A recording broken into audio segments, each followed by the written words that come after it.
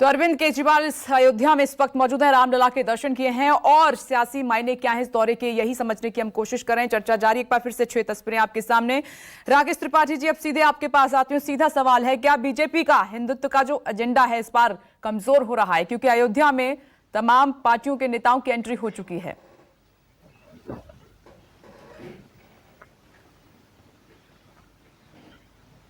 विमलेश जी, मुझे लगता है कि कुछ परिवर्तन इस देश की राजनीति ने देखे हैं और उनमें से एक बड़ा परिवर्तन होता हुआ लोग देख रहे हैं कि जिस बात का जिक्र अभी सतीश प्रकाश जी कर रहे थे कि अयोध्या पॉलिटिकल अनटचेबिलिटी का शिकार था। किसके लिए था? भारतीय जनता पार्टी ने अपने वर्षों से घोषणा पत्र में लिखत पढ़त में कहा है, मनसा वाचा कर्मणा कहा है कि अयोध्या में भव्य रामलला का मंदिर बनना चाहिए। ये राजनीतिक दल पूछा करते थे मंदिर वही बनाएंगे पर तारीख नहीं बताएंगे। हमने बताई, डंके की चोट पर तारीख बताई और मजबूर कर दिया इस बात के लिए कि आज सारे राजनीतिक दलों को दर दर की ठोकरें खाने के बाद आज भगवान रामलला के सामने शीश झुकाना पड़ रहा है। मैं देख रहा था अरविंद केजरीवाल जी के एक पुराने बयान को कि उनकी नानी ने कहा था कि बाबरी मस्जिद गिरा करके वहां रामलला नहीं गिरा सकते, लेकिन आज वही रामलला की जाकर के आरती उतारने का काम कर रहे हैं, शीश नवाने का काम कर रहे हैं और कोशिश कर रहे हैं कि भगवान राम उनका बेड़ा पार कर दे। अब मैं राजीव रंजन जी को सुन रहा था, राजीव रंजन ने कई सारी बातें कही कि अरविंद केजरीवाल राजनीति में बिल्कुल अन्य नेताओं से बिल्कुल अलग है। सहमत हूं, जितना राजनीति में अरविंद केजरीवाल अलग है, अपने बयान देने के बाद पलटी मार देने के लिए, अपने बयान से वापस हट जाने के लिए कोई राजनीतिक कार्यकर्ता, कोई राजनीतिक नेता उनके बराबर इस मामले में नहीं हो सकता है। अरविंद केजरीवाल को ने किस प्रकार से अमानतुल्लाह खान को बचाने के लिए मुस्लिम तुष्टीकरण की पराकाष्ठा कर दी है, ये दिल्ली के लोग भूल गए हैं क्या? ये देश के लोग भूल गए हैं क्या? देश की सेना पर सवाल खड़े कर देने वाले लोग, भारत माता पर सवाल खड़े कर देने वाले लोग, मजहब के लिए तुष्टीकरण की न्यूनता पर पराकाष्ठा तक चले जाने वाले लोग, और वो आ जाकर के चुनाव में अगर मंदिर जाकर के अगर पूजा पाठ करने की कोशिश करेंगे तो ऐसे कालनेमियों को देश पहचानता है, बहुसंख्यक हिंदू समाज पहचानता है। मैं बहुत विनम्रता के साथ अनुरोध करूंगा, आज उत्तर प्रदेश के मुख्यमंत्री योगी आदित्यनाथ जी ने केवल फैजाबाद को अयोध्या नहीं किया, अयोध्या की तस्वीर और तकदीर बदलने का काम किया है। 20,000 करोड़ की परियोजनाएं आज अयोध्या में चल रही हैं, अयोध्या के चतुर्दिक विकास के लिए, सर्वांगीण विकास के लिए। यह बात सही है कि अयोध्या आने से डरते थे, मायावती जी नहीं जाया करती थी। आज कह रहे हैं कि अयोध्या जाने के बाद, बसपा के बाद बस लोग जाने लगे हैं। उत्तर प्रदेश के मुख्यमंत्री जी अब तक 32 बार अयोध्या जा चुके हैं। लगभग हर दूसरे महीने में मुख्यमंत्री योगी आदित्यनाथ जी का अयोध्या कार्यक्रम हो रहा है। और केवल अयोध्या मुख्यमंत्री जी नहीं जा रहे हैं, आज दुनिया भर के बड़े बड़े नेताओं को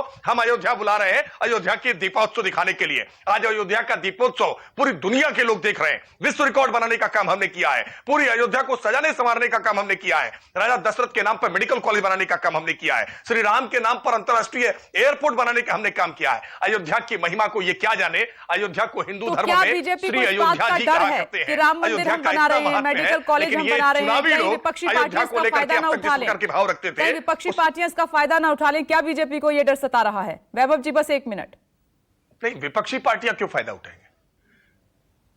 नहीं, विपक्षी पार्टियां क्यों फायदा उठाएंगी? अरे भाई, भारतीय जनता पार्टी ने काम किया है तो इसका फायदा भारतीय जनता पार्टी को होगा। आज ये लोग परेशान हैं कि सारा फायदा अकेले बीजेपी उठाई ले रही है, चले हम भी वहां जाकर के कुछ लाहा लोट हो जाए तो कुछ शायद कहीं कुछ लाभ हमको मिल जाए कि यज्ञ में जिस प्रकार से गिलहरियां वहां लौट गई थी तो कुछ लाभ उनको मिला था, तो कहीं ये जाकर के वहां लाहा लोट होंगे, भगवान का कुछ आशीर्वाद मांगेंगे तो शायद कहीं कुछ बेड़ा पार होने जाए। ओके वैभव जी, जवाब दीजिए। आप कहते थे कि मंदिर की क्या जरूरत है, यूनिवर्सिटी कॉलेज बनाइए, आज आप वहां मंदिर में माथा टेकने जा रहे हैं। वहां कोई यूनिवर्सिटी कॉलेज नहीं है, भगवान श्री राम का मंदिर बन रहा है। राकेश जी ने बहुत बड़े बड़े शब्दों का इस्तेमाल करके अपनी तिलमिलाहट का इजहार किया, मैं समझ रहा हूँ इस बात को। मेरे सवाल का भी जवाब दीजिएगा आप जो मैंने पूछा है। वो ये नहीं बता पा रहे कि इस प्रदेश की, देश की जनता को महंगाई से राहत कब मिलेगी। राम राज्य में तो हर आदमी को सुख से जीने का अधिकार की परिकल्पना की गई है। कब महंगाई से, कब डीजल पेट्रोल से, गैस से मुक्ति दिलाओगे, कब बिजली के महंगे बिलों से मुक्ति दिलाओगे, कब लॉ एंड ऑर्डर करोगे, कब इस प्रदेश के बच्चों को रोजगार मिलेगा? क्या राम राज्य में ये परिकल्पना की गई थी कि बेरोजगारों पे आप लाठीचार्ज करवाते रहोगे, मुख्यमंत्री को ट्वीट करके कहेंगे मैं तुम्हारी संपत्ति जब्त करा लूंगा? क्या राम राज्य में आप जमीन घोटाले और भूमि घोटाले की बात कभी की गई है? तो आप इवेंट बहुत सारे बता रहे हो कि हमने किए, ये किए, लेकिन इवेंट के आगे बढ़कर क्या? आप सरकार में हो, आपको गवर्नेंस की बात तो करनी पड़ेगी, आज नहीं तो कल कभी तो करनी पड़ेगी। आप दोबारा से चुनाव प्रचार में पहुंच गए हैं, आप 3 बार पहुंच गए हैं, आप 4 बार, आपकी डबल इंजन की, ट्रिपल इंजन की सरकार है। कभी तो बात करोगे कि आपके देश के नागरिकों को क्या चाहिए।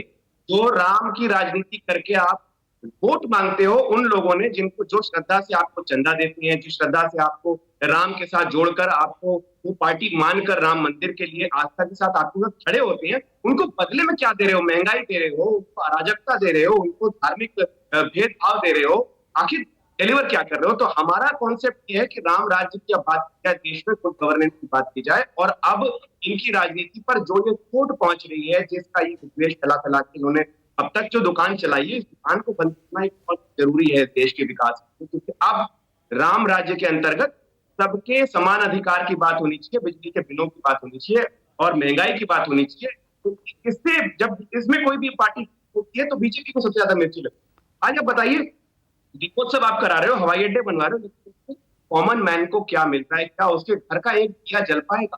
क्या उसके घर का दिया जलाने लायक आपने उसको छोड़ा है? आज उसको सरसों का तेल खरीदना हो, अपने घर का खाना बनाना हो, तो क्या करेगा वो? तो ये मुद्दे आप उठा नहीं रहे हैं उत्तर प्रदेश में? आप भी तो दर्शन करने सीधे अयोध्या पहुंच रहे हैं, आपने ये मुद्दे उठाए? आप उत्तर प्रदेश में चुनाव लड़ना चाहते हैं, आप यहाँ न्यूज 24 पर बैठकर इन बातों का जिक्र कर रहे हैं, क्या आप सड़क पर बैठे हैं इन मुद्दों को लेकर? नहीं ना, 100% नहीं बैठे हैं आप। आपको भी मालूम है कि कहां से फायदा होगा, सीधे वहीं पहुंचना है। बस राकेश जी, 1 मिनट, प्रोफेसर सतीश से मेरे जवाब ले लेती हूँ। प्रोफेसर सतीश बोलिए, 1 मिनट रुकिए। प्रोफेसर सतीश, देखिए विप्लेश जी, राकेश त्रिपाठी जी की चिंता का विषय क्या है? बेसिकली जब से बीजेपी का अयोध्या का आस्था मॉडल, वाराणसी का, काशी का आस्था मॉडल और मथुरा का आस्था मॉडल है, पिछले ग्राम पंचायत के चुनाव में बीजेपी ने अयोध्या और बाकी इन जगह बुरी तरह से हारे हैं। ये देखिए, आस्था का चाबुक चला करके आप जनता को बहुत दिन तक बेवकूफ नहीं समझ सकते। आज राकेश जी बता दें कि आपने कोई मेडिकल कॉलेज है जहां अयोध्या के लोग अपना इलाज कर सकें?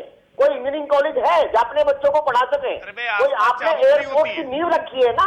अरे सुनिए, 4.5 साल हो गए ना सर, ये राम जब तक आपको वोट देता है, राम से वोट को ले लेते हो।